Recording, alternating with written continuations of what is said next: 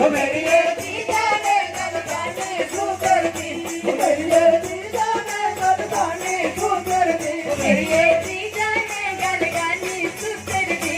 मेरी ये जीजा ने गल गाने तू करदी मेरी ये जीजा ने गल गाने तू करदी मेरी ये जीजा ने गल गाने तू करदी हमारी मेरे इंज टुरदा हमारी मेरे इंज टुरदा जिम चाल कबूतर दी